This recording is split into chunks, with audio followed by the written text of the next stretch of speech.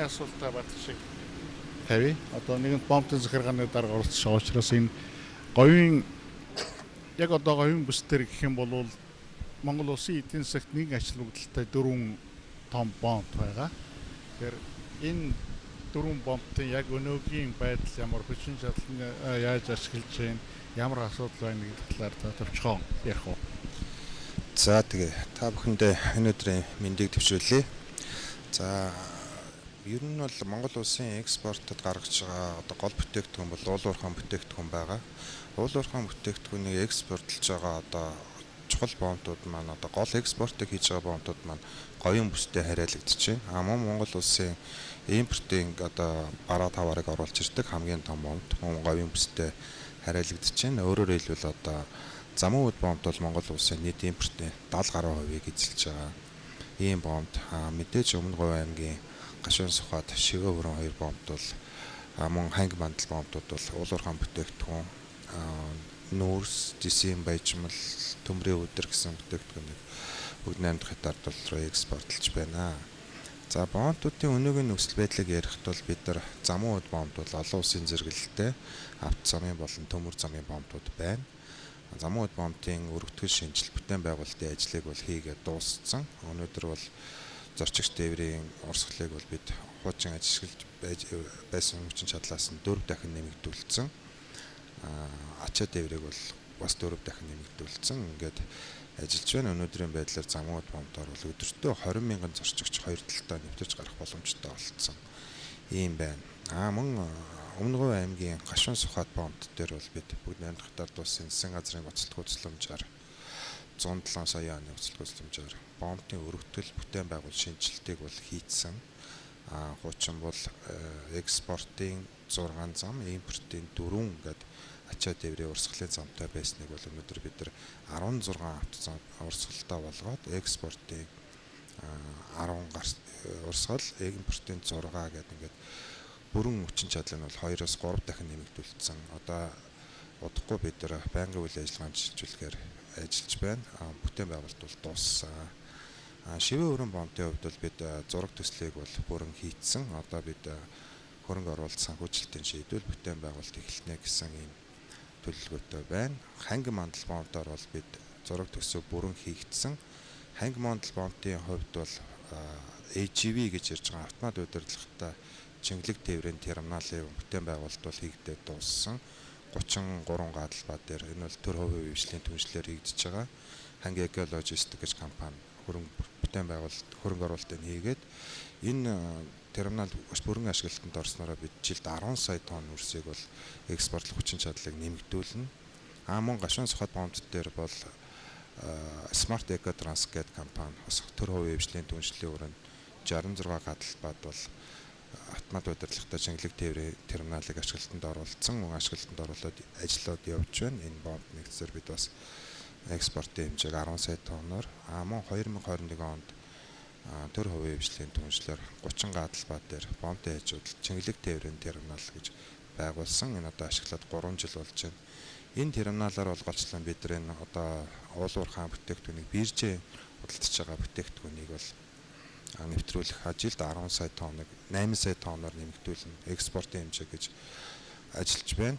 Мөн Шивээ хүрэн терминал дээр бол 17 гадалбаа дээр 9 аж ахуйн нэгжийн нэгдэл болсон Шивээ хүрэн терминал компаниас 70 гаруй тэрбум хөрөнгө оруулалт хийгээд ингээ автомат удирдлагатай Чингэлэг тээврийн терминалыг бол ашиглаад явж байна. Энүүгээрээ бид жилд 10 сая тонныг нэмж экспортлж чадна гэдэг. За өөрөөр хэлбэл бид нар энэ говийн бомбууд дээр олон төрөл тээвэрлэлтийг нэвтрүүлснээрээ энэ экспортын хэмжээг нэмэгдүүлж чадна. Бомбыг өргөдөхөөс гадна хажуугаар нь олон тээвэрлэлтийг нэвтрүүлэх терминал, түүний дэд бүтцийг бүтээн байгуулах, энийгээ бол төр хувийн хвшлийн түншлэлийн хүрээнд хийгээд бүтээн байгуулалтад хийгээд явж байгаа гэж хэлмээр байна. За баярлалаа. Хоёр дахь асуулт амар төвшнгөөс Монгол улсын чөлөө тус гэж яриад олон жил болж байна. За замын үеийн цагаан уурын гэх юм одоо юу Алтан булгийн. Тэгэхээр яг одоо замын үеийн чөлөө төстөр очиж удсан улсууд байгаа. Үзээгүй ч улсууд байгаа. Гэтэл нийгэм нэг ерөнхийдөө нэг хандлага байна л да. Энэ чөлөө төс явах юм уу, хөдлөх юм уу? Яг одоо замын үүдийн чөлөө төсийн хэтийн ирээдүйн ямар байгаа? Одоо жоохон юу хийчихэд байгаа? Цаашдаа энэ чөлөө төс хэл орчмын хамтын ажиллагаа, за хоёр орны хамтын ажиллагаа цаашлаад олон улсын хамтын ажиллагаанд ямар үүрэгтэй байх энэ талаар ярих уу? За ингээд баярлалаа. Та бүхэнд энэ өдрийн мэндийг хүргэе. За замын үд чөлөө төс маань бол замын үнд бомтыг түшиглэн одоо хэлийн бүс дээр оршиж байна. За чөлөө төсөдийн доктортой үйл ажиллагааг одоо явуулахын тулд одоо нэг хоёр хүчин зүйл маш чухал байгаа. За хуулийн эрх зүйн орчин зүйл дэд үтсийн асуудлыг бүрэн шийдсэн байх ёстой. За энэний өөрөнд өнгөрсөн хугацаанд замын үд чөлөө төсөвтэй маань замын эдийн дэд үтсийг сайжруулах төслийн бүтээн байгуулалтын ажил хийгдсэн. За үүний өөрөнд бол дулаан хангамж, цахилгаан хангамж, ус хангамж, аривдах татварга, за авт сам холбоолой холлын шугам шүлжээний ажлууд хийгдсэн байна. За энэ бүтээн байгуулалтанд мөн адил их усүрээр хамт бүтээн байгуулалтын ажил хийгдсэн. За энэ бүтээн байгуулалт нь ерөөсөө ганцхан чөлөө төсийг одоо хангах биш. За сум орон нутаг замын үд сумыг бол бүхлээр нь хангах ийм хүчин чадалтай томоохон хэмжээний бүтээн байгуулалтыг бол хийж дуусгасан байна. За одоо бол замын үд чөлөө төсөвтэй манай Азийн хөгжлийн банкны одоо төсөл хэрэгжиж байна. Эдийн засгийн хамтын ажиллагааны бүс хөгжүүлэх төсөл. За энэ төслийн хүрээнд мөн адил одоо инженерийн салбар шугамжуулалтыг нэмэгдүүлэх, за хэлэг айлын шалган нэмэгдүүлэх зохицуулрын барилга байгууламжийг барьж ашиглалтанд оруулах, за хэлийн системийг сайжруулах, за чөлөө төсийг цааш үйл ажиллагааг авч явах одоо доктортой менежментийн төлөвлөгөө гаргах гэдэг энэ ажлууд бол үе шаттай хийгдээд явж байна. За ингэ дараагийн үйл ажиллагаа бол ерөнхийдөө чөлөө төсөд хуулийн эрх зүйн орчны хувьд ямар юм бэ гэж. За 95 онд чөлөө төсөө байгуулах үзэл баримтлал батлагдсанаас хойш чөлөө төсөний тухай хуулинд одоо тодорхой хэмжээний нэмэлт өөрчлөлтүүд ороод 15 онд чөлөө төсөний тухай хуулийн шинжилсэн найруулга батлагдсан байна. За үүний дараагаар ер нь чөлөө төсвийг цаашдын хөгжлийг одоо тодорхойлох томоохон эргэлт гарсан нь 2019 онд Монгол Улсын засгийн газар бүгд найрамдах хятад улсын засгийн газар хооронд эдийн засгийн хамтын ажиллагааны бүс байгуулах хэлтсээрийг байгуулсан. За энэ хэлтсээрийг бол 2021 онд Монгол Улсын их хурл сойрхон баталсан. За 2024 онд бүгд найрамдах хятад улсын төрийн зөвлөл бас баталсан байна. За ингэснээр бол энэ хуулийн эрх зүйн орчин инженерийн дэд үтсэж шийдэгдснээр одоо замын чөлөө төсдөр одоо хөрөнгө оруулах аж ахуйн нэгжийн одоо үндсэн үйл ажиллагаа явуулах суурь нөхцөлийг бүрдсэн гэж үзэж байна. За одоогоор бол замын чөлөө төсөд маань нэг 12 аж ахуйн нэгж худалдаа үйлдвэрийн чиглэлээр тогтмол үйл ажиллагааг бол хангаа явж байна. За энэ дээр хэлсэн нөхцөл боломж бүрдсэнтэй холбогдуулаад цаашид одоо энэ замын дээрээний эдийн засгийн хамтын ажиллагааны бүсийг сонирхох одоо үүнд хөрөнгө оруулах аж ахуйн нэгжийн тоо одоо сонирхол бол нэлээд нэмэгдээд явж байгаа. Баярлалаа. За баярлалаа. Аштмаг одоо түрүүн чинэлээ ярьлаа. Энэ Монголын өнөөдөр эдийн засгийн нүүрсэн дээр тогтж байгаа энэ бол бодит үнэн. Эрдэс Монгол бол толгой компани, дараа их олон компанитай. Тэгээ бүгдийг хамарч харж байгаа, мэдж байгаа гэдэг үднэс энэ нүүрсний өнөөгийн экспортын байдал ямар байна? Нүүрс тээвэрлэлт яаж явж байна? Ямар асуудал байна? Үнийн тухай, үнийн хандлага. Тэгээ одоо жишээлх юм бол Хятадын дотоодын нүүрс ч юм уу, Австралийн нүүрснээс хөвгөө хямдал зарж байгаа шүү дээ. Юундаа шалтгаан нь юундаа хийдэг. Энэ засгийн газар бол их олон том зорилт, эрх нөгөө төсөв хүрээний мэдээлэлд бол том тоо тавьсан байгаа. Магадгүй бие хэмжээгээрээ тэр дүнд хүрч магадгүй. Зүгээр орж ирэх орлого нь ямар ахаа гэдэг нь бас өнөөдөр үедээ шууд хэлж боломжгүй ийм л нөхцөл байдалтай. Энэ талаар таны байдлыг сонсъё. За их баярлалаа. За энэ чуулганд бас оролцож байгаа сонсож байгаа хүмүүстээ өдрийн мэнд хүргье. За яг өнөөгийн манай экспортын нөхцөл байдал бол гашуун сохоод чиглэлд авто замаар За мөн төмөр замаар за хангийн чиглэлд бол төмөр замаар ингээд тээвэрлэлт бол явж байгаа. За үүний хувьд бол за яг жинсэн дунджаараа тооцох юм бол нэг энэ жилдээ нэг 161 орчим. За өнгөрсөн жилийн хувьд бол нэг 155 орчим доллар байгаа. Яг хадуу хогсчих нөөцний хувьд. За энэ үнийг цаашид яаж нэмэгдүүлэх боломж байгаа юм бэ гэхээр ерөөсөө логистикийн төвүүдийг л одоо байгууллага хөгжүүлэх одоо үндсэн зорилго байгаа. Энэ манай үнд бол за яг хөө тэр Австралийн нүүрсийг бодвол Австралийн нүүрс манайхтай харьцуулахад импортын татвар бол тэгэлсэн байдаг. За манайх бол 3%-аар тооцогдож байгаа. Гэх мэтчлэн янз бүрийн одоо давуу тал бол бусад улсуудад байгаа хэдий ч хамгийн гол одоо bottleneck гэж ярьдаг үнийг одоо өсгөхөд одоо саад болж байгаа үзүүлэлт бол ерөөсөө л тээвэр логистик.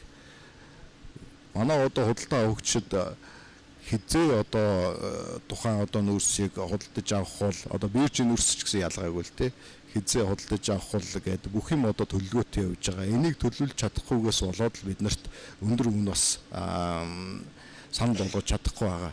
Тэгэхээр эхний ээлжинд бол манай Эрдэнэс Монгол нэгдэл 3 газар дотооддоо логистикийн төв байгуулъя гэд яг одоо стратегийнхаа төлөвлөгөөнд тусгаад явж байгаа. За ханги дээр замын үүд дээр за гашуун сухбат дээр гэсэн дотоодын яг тээвэр логистикийн төв ачиж буулгах одоо яг одоо иж бүрэн цогц төв. За улмаар цаашлаад бүр хятад улсад бүгд найрамдах хятад ард улсад бас одоо хамтарсан ийм логистикийн төвийг байгуулах юм бол өнөөдөр үүсэж байгаа энэ тээврийн одоо эрсдлийг бол маш хэмжээгээр бууруулах боломжтой. Нэгэнт хил гайлын нөхцөл үүсэхгүй гэдгийг мэдж байгаа худалдаа авагч бол яг одоо зах зээлийн үнийг л яг бодит үнийг л бас тухайн эрсдлээ тооцоод өгөх бас боломж бол бүрдэнэ гэж бол харж байгаа. За баярлалаа. Ижрэгэл доктороос байгууллагынхаа тухай маш товчхон танилцуулаад тэгээ би асуултаа шууд араас нь залгах гэдэг юм л да.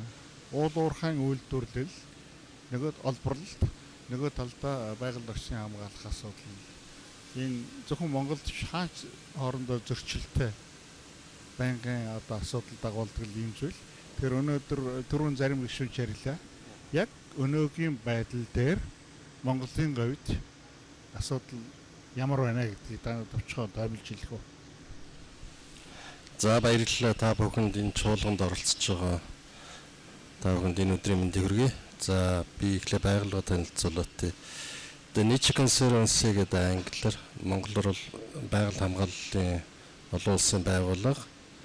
Энэ Монгол орнд үйл ажиллагаа хэрэгжүүлээд 2008 оноос хойш үйл ажиллагаа хэрэгжүүлсэн. За тэгээд шууд асуулт руугаа орчих. Өнөөдөр ингээ байгаль хамгааллын байгууллагуудын төлөөлөл бол одоо энэ үндэсний бүсчилсэн хөгжлийн форумд оролцоод та бүхэндээ саналаа хуваалцаж байгаад баяртай байна. За бидний одоо энэ өнөөдрийн ярьж байгаа энэ говийн бүсийн хувьд бол Монгол орны эдийн засгт бол маш их хөв нэмэртэй. Тэрс уул уурхай, эрдэс баялагын үйлдвэрлэл, зам тиймэр бол хөгжихөөс өөр аргагүй гэж ярьж байгаа. Тэр бол үнэн.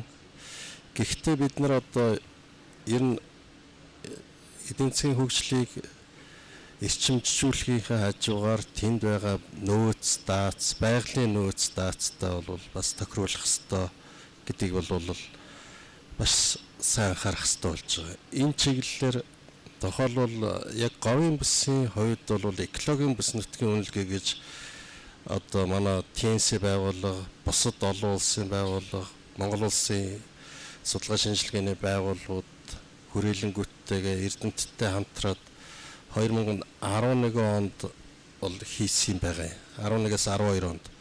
Тухайн үед бол говийн бүсэд тэрцсэн уул уурхай маш эрчимтэй хөгжиж эхэлчихлээ шүү дээ. Тэр үед засгийн газраас бас өсөлт гаргаад энэ олон улсад яаж энийг тооцд юм бэ? Хаана хамгаалах ёстой юм байглаа хамгаалаад үр хүүхдүүдтэй үлдээх юм.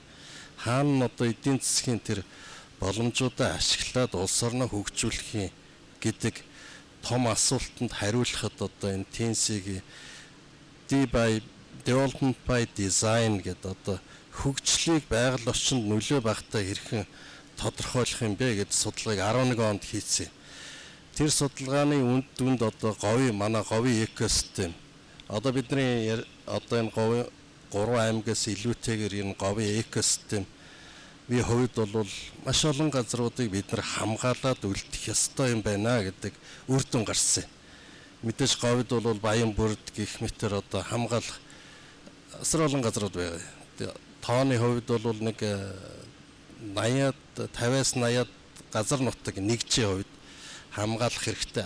Бусад газруудаа хэрвээ тухайн газар орогт нь одоо үнэхээр улс орны эдийн засагт хэрэгтэй эрс баялаг байгаад одоо тэрийг тээвэрлэх зам тээвэр тавих хэрэгтэй бол тэр байгаль орчинд аль болох нөлөө баггүйгээр л тэрийг хийгээрэй гэд. Энэ бол зөвхөн Монголынх биш одоо бусад улс орны туршлага л да.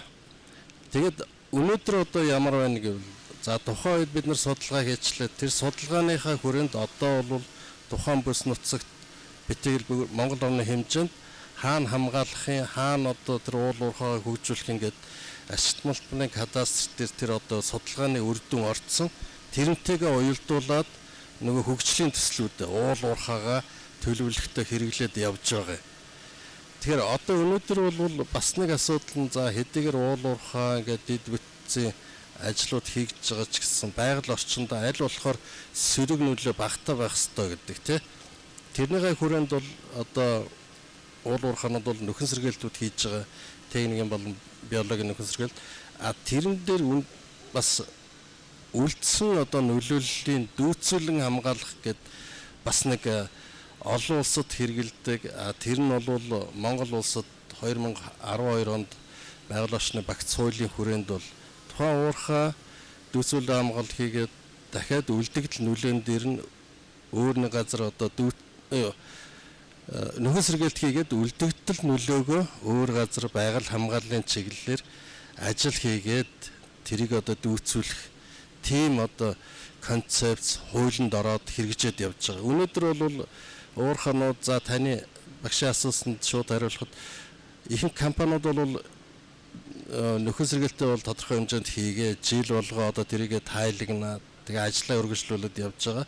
Дүүцүүлэн хамгааллын хувьд бол Монгол оронд одоо хэдийгээр хууль эрх зүйн хувьд бүрдсэн ч гэсэн бас хэрэгжилж жоохон сул байгаа. Тэгээд одоо энийг бол энэ шин засаг тэр сум бүсчилсэн хөгжлийнхаа хүрээнд бол илүү идэвхжүүлээд явах байхаа гэж харж байгаа. Энэ чиглэлээр бас байгаль хамгааллын байгууллагууд байгаль орчны уур амьсгалын яамтай бас хамтраад ажиллаж байгаа. За баярлалаа. Та бүхний судалгаа санал дүнэлтийг ямар хэмжээгээр сонсч ийн гэж ойлгож болох уу? Судалгааг бол сонсолгүй яг хөө засгийн газар одоо захиалсан ажлынхаа дагуу хаана хамгаалах ёстой, хөгжлийг хаана төлөвлөх ёстой ингээд тэр судалгааны үр дүн уул уурхай яамны кадастр дээр оруулсан. Тэгээд дараагийн төслүүдэд өгөхдөө одоо уул уурхайн төслийг өгөхдөө тэрийг бас харгалзаж байгаа. За баяр. За алдар сайхнаас асуухын өмнө та бүхэнд бас асуулт байж магадгүй боломж олгоё. Алдар сайхнаа хариулсны дараа танхимаас асуулт байвал гараа өргөд 1-2 зэрэг асууж болно шүү. За тэгээд энэ Хамбогдын хөгжлийн хурцлахаар оюутлагаа сангийнхаа тухай төвчхан танилцуулаад би өөртөө ч өмнө уулзгаа асууж ирсэн тийм ээ. Энэ зөвхөн Хамбогдод хамаатай юм уу? Бусад хамаатай юм уу? Энэ танай сангийн үйл ажиллагааны жишгийг бус газар нэвтрүүлэх ямар боломж байна гэдэг. За баярлалаа. Та бүхэндээ өдрийн мэнд хүргэе. Манай сан ярихын тулд бас тодорхой мэдээлэл өгөх хэрэгтэй. Оюутлогоо Хамбогд сумаас 35 км-ийн зайд байдаг. Одоо оюутлогоо хамгийн ойр суурин газар гэж хэлж болно. Тэгээ олон жил хүмүүс мэдж байгаа хата хот болгох уу, дэмжих үү, хүнээ нүгэл амжирлах уу гэдэг асуудлууд яригдж байгаад ер нь дараагийн төвшөнд хэлэлцүүлэгд очоод 2020 оны 5 сард засгийн газар оюутлогоотой 50 сая долларын хөрөнгө оруулалтыг 5 жилийн хугацаанд Хамбогд сумд хийнэ. Ингээд хийхдээ Хамбогд сумыг гэр бүл дээлтэй тайван, аюулгүй, доктортой хөгжил бүхий орчин үеийн суурин болгохыг дэмжиж ажиллана гэж ер нь сарамж бичиг зурсан байгаа. Тэгээд үүнээс үндэслээд за энэ үйл хэргийг хийхин тулд ер нь тусдаа бүтэц зохион байгуулалт гаргая гэд манай сан анх байгуулсан төрийн бас байгууллага статустай. Сан болвол мөн барилгат байгуулалтын яам хуучнаар тэгээд Өмнө Говь аймаг Хамбогд сумтай дөрвөн талын түншлийн гэрээ 23 оны 1 сард байгуулад аль бие ёсоор яг үйл ажиллагаа эхэлсэн гэж хэлж болно. Одоо жил 9-10 сар ажиллаад явж байна. Үндсэндээ 3 чиглэлийн үйл ажиллагаа хийж байгаа. Одоо ямар нэг хотыг хүн амьдрахад таатай болгохын тулд зөвхөн одоо бүтээн байгуулалт биш өөр бусад зүйл болдог учраас бид нэр зохицоор марахыг хичээдэг. Нэгд бол мэдээж хэрэг бүтээн байгуулалтууд орж ирж байгаа. Одоо манай сангийн одоо яг санхүүжилтээр 8 км зам сум дотор тавьж гин 5га талбай бүхий галб талбайг шинжилэн орчин үеийн болгож тогтчулсан энэ хоёр ажил маань дууссан саяхан спорт цогцлбарын барилгын ажил эхэлсэн байгаа гэх мэтчлэн том бүтээн байгуулалтууд явж байгаа хоёрдугаарт бол эдийн засгийн хөгжлийг бас дэмжиж ажиллахыг зорддог. Үүнд бол бид нар ажлын байрыг нэмэгдүүлэх, аль болох солонгоруулах тал дээр том жижиг төслүүд бас хийх гэж оролддог.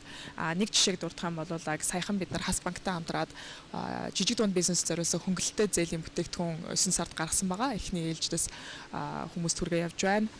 Мөн нөгөө худалдаа хөгжлийн банктай хамтраад ногоон хөгжлийн сангаас олон улсын байгууллагаас Хамбогдыг цаашдаа ногоон байдлаар хөгжүүлэхэд шаардлага бүхий хөнгөлөлттэй зээлийн бүтээгдэхүүнийг бий болгохоор ер нь ажиллаад явж байгаа. Энэ бол гэхдээ олон жилийн асуудал л да.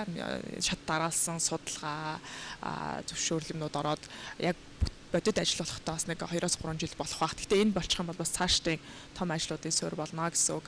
Тэгээд 3 дугаарт хүний хөгжил буюу яг боловсрал эрүүл мэнд орон нутгийн чадахжуулах дээр бид нар бас их анхаарч ажиллахыг хичээдэг. Ялангуяа боловсрал эрүүл мэнд дээр бид нар одоо ингээд Хамбогдын иргэдээс ч тэр оюутлагын ажилтнаас тэр үе судалгаа авахлаар гэр бүлээрээ амьдрахад хамгийн чухал зүйл боловсрал эрүүл мэнд байна. Боловсрал эрүүл мэндийн үйлчлэгээ өрсөлдөхүйц чанартай найдвартай байх хэрэгтэй байна гэдгийг бид нар айгүйх хүлээж авдаг. Тэгээд үүн дээр үндэслээд бид том жижиг төслүүд эхлээд судалгаанууд хийгээ явсан. Жишээ дурдах юм бол яг боловсрал дээр бид нар улс орон даяар одоо багш нарын хомсдол болчиход байгаа. Тэн дээр бид нар Хамбогдын 2 сургууль дээр 4 багш 2 жилээр аваачиж байна. Сургуулийн өмнөх боловсрал дээр амьдралын мод гэдэг хөтөлбөр хэрэгжүүлж байна. Ингээд олон төрлийн том жижиг нийлсэн хөтөлбөрүүдээр ажилладаг юм аа. Тэгээ яг би яг сумын хэмжээний юм ярихлаар бүсчсэн хөгжлөөр бас хамаагүй юм шиг харагдаж магадгүй. Гэхдээ би зүгээр хийдэг ажлынхаа хувьд бидний өдөр тутмын хийж байгаа юм дээрээс аягүй суралцах юмнууд гараад басад жишг болох зүйл гарах болдог гэж хардаг. Нэг зүйл дурдах юм бол бид нар сумн дээр олон төрлийн одоо техникийн тусалцаа буюу дэмжлэгүүд, нарийн мэргэжлийн дэмжлэгүүд үзүүлэх гэж хичээдэг. Нэг жишээ дурдах юм бол яг оюутлогоо угаасаа сан байгуулахтаас өмнө Хамбогдын ерөнхий хөгжлийн эрхээ төлөвлөгөө 2040 гэдэг бичвэрийн амтан дээр техникийн тусалцаа дэмжлэг үзүүлж ажилласан. Энэ нь бол яг л Хамбогд сумыг урт хугацаанд хөгжүүлэхэд юу хэрэгтэй вэ гэдгийг тодорхойлж гаргаж ирдэг.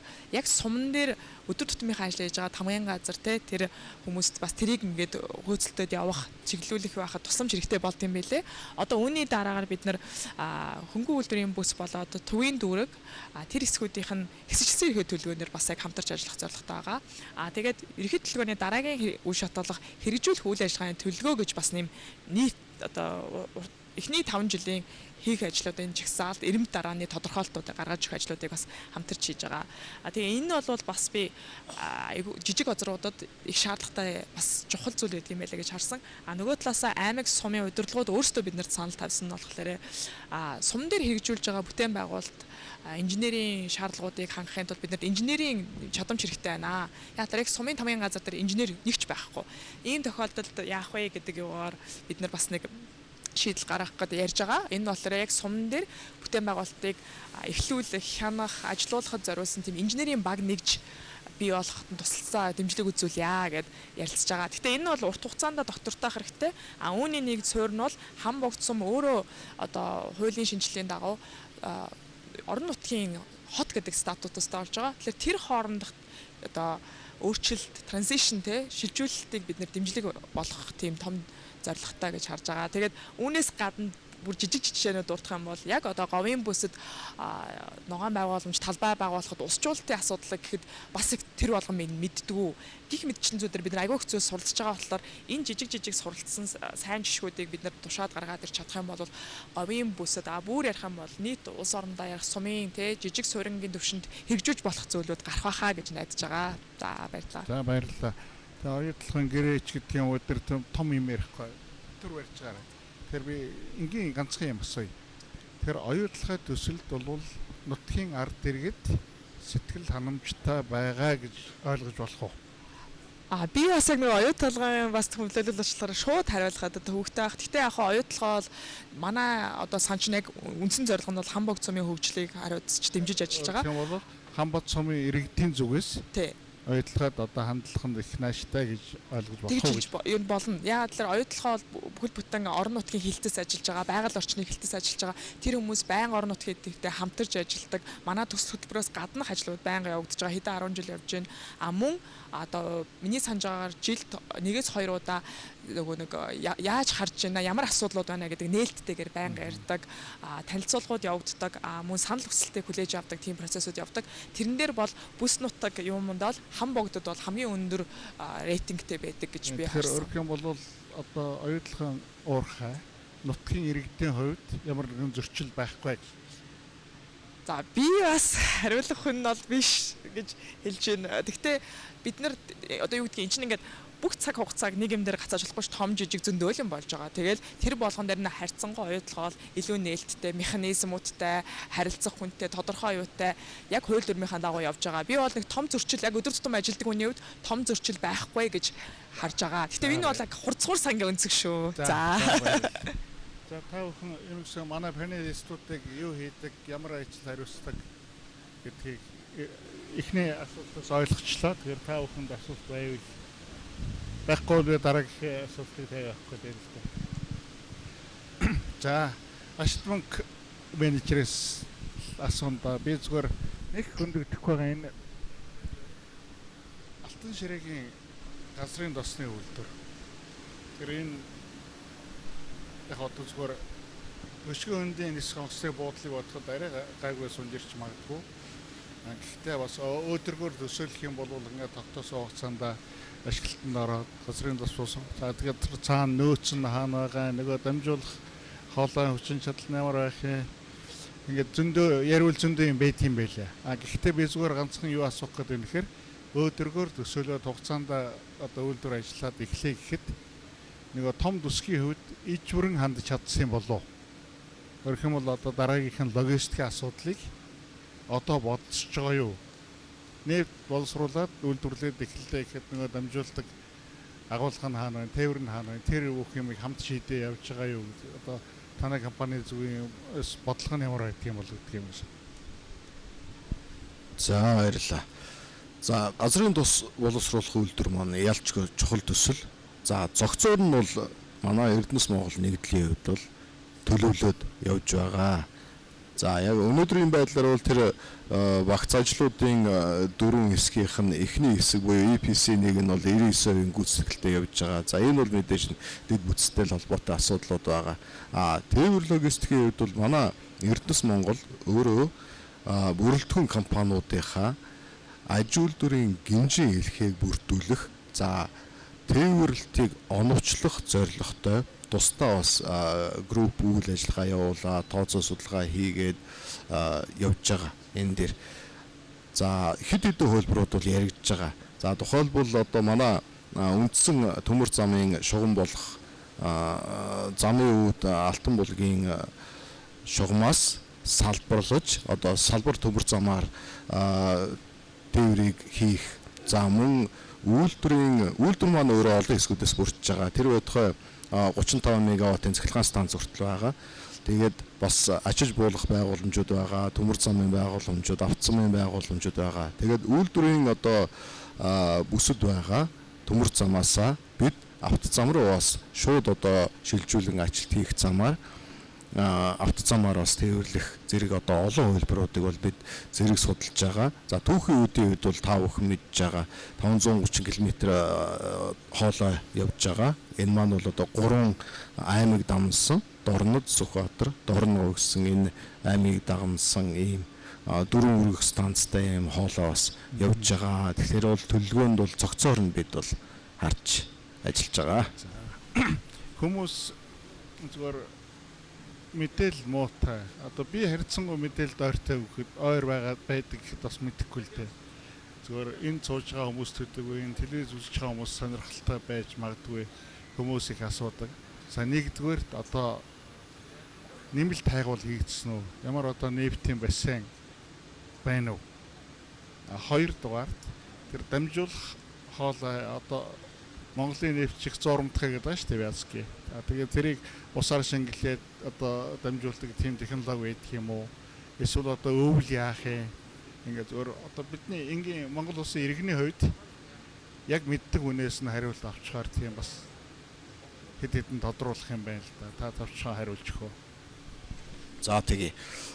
Хайгуулын үед бол та их чухал асуудал хөндлөө. За бид нар үл яг газрын тус боловсруулах үйлдвэрийнхаа түүхий гэдэг бол одоо Петроматад, Дачин Тамсаг зэрэг компаниудтай бүтээгдэхүүн хуваах гэрээгээр нийлүүлнгээ төлөвлөлөөд бас гэрээ хилцлийн шатанд бол явж байгаа. За үүнээс гадна энэ эдгээр компаниудын маань хайгуул судалгаа маань өмнөх одоо жилүүдийг аваад бол бас нэлээд буурсан. Яг өнөөдрийн судалгааг үндэслэх юм бол газрын тос маань түүхийн үедээ бүрэн хангахдахгүй байх эрсдэл байгаа учраас бид бас давхар өөр талбайнуудад хайгуулын ажлыг бол яг эхлүүлээд явж байгаа. Яг зөвшөөрлийг олгоод талбайгаа сонгоод энэ ажил бол давхар хийгдээд явж байгаа.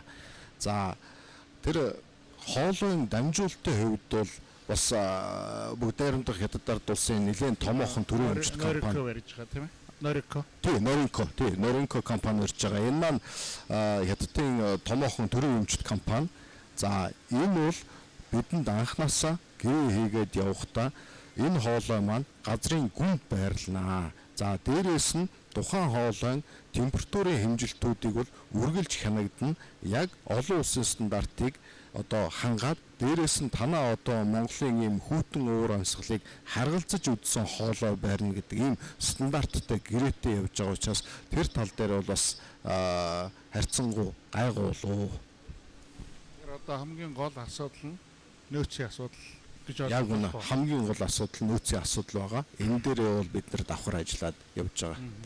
Тэгэхээр одоо би бас нэг асуулт байна л да. Энэ зөвхөн нефт боловсруулах үйлдвэр төдийгүй энийг одоо ирээдүйд нефт тимийн том цогцлбор гэдэг өнцгөөс харж болох уу? Яг болно. Энэ бол яг л одоо бусад манай үйлдвэр технологийн паркуудээр төлөвлөж байгаа шиг нэмэн үртэг шингэсэн, технологи шингэсэн үндсэн одоо үйлдвэрлэлийн суурь гэж ойлгож болно. Яг нефт химийн үйлдвэрийн суурь. За баярлалаа. За Батшиг ерөнхийдөө би асуултыг жаахан таймлаа төр хэлсэн. Одоо зөвхөн говийн биш ер нь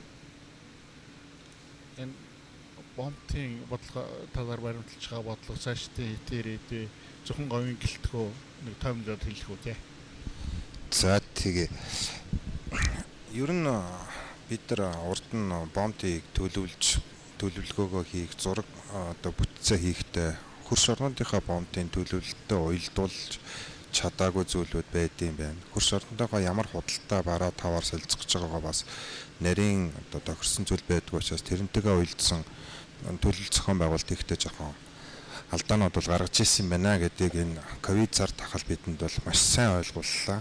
Бид энэ цаашид бол бид тэр энэ бомтын төлөвлөлтийг хөрш орнуудынхаа бомттой ижил төвшин төлөвлөх, нэвтрүүлэх хүчин чадварыг ижил төвшин даваачих.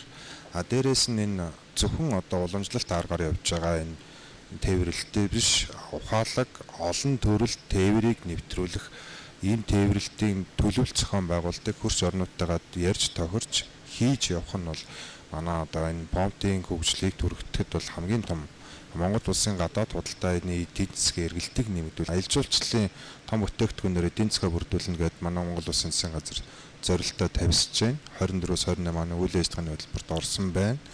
Тийм учраас бид нар одоо зөвхөн уул уурхайн бомт бүтээгдэхүүн экспортлоход зориулж бомтыг төлөвлөж бүтээн байгуулахгүй гэж тооцож байна. Олон төрөл дээвэр уул уурхайн бүтээгдэхүүнийг аль болох одоо бомтын одоо нэвтэрж байгаа хэсгээс нь дахиж одоо арай өөр газар уул уурхайн бүтээгдэхүүн ачаа тээврийн гарц гэж тусад нь гаргаж түрүүн ашид нүг захирлж эхэллээ. Энэ терминал логистикууд төвүүдийг бид нар бол байгуулах хэрэгтэй. Бомт бол зөвхөн нэвтрэх цэг болохлээс тэрэн дээр бүгдийн хуучин цаг шиг хяналт шалгалт хийгээд бүртгэлийн хийгээд хамаг ямиг ингээд төгжөө зогсдог биш. Наадлын гүн байдлаар логистик төвүүдийг маш сайн байгуулах хэрэгтэй. Хуурай бомтуудыг байгуулах хэрэгтэй.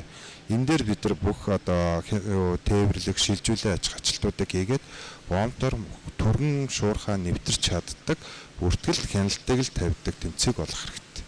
Тэрний тулд бид нар энэ одоо байгаа бомтууд дээр аль болох аялал жуулчлалыг бас хаягахгүйгээр төлөвлөж авч явах нь зүйтэй гэж харж байгаа. Ачаа тээвэрлэлтийг аль болох тусдаа гарцаар бас тусдаа юм түргэн нэвтрэх ухаалаг олон төрөл тээвэрлэлтийг нэвтрүүлнэ. Логистикийн төвөдтэй бид маш сайн холбогдож ажиллах ёстой.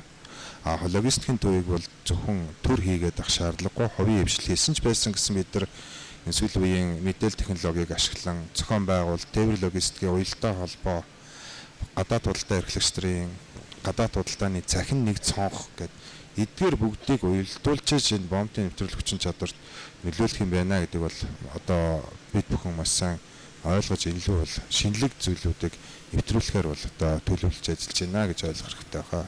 За баярлалаа. Нөгөө замын үүдийн төлөөс ус маань Монгол хятадын замын үүдэрээний хамтын ажиллагааны бус ийм нэртэй.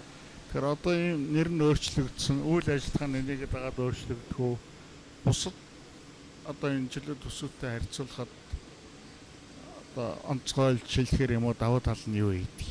Юу вэ?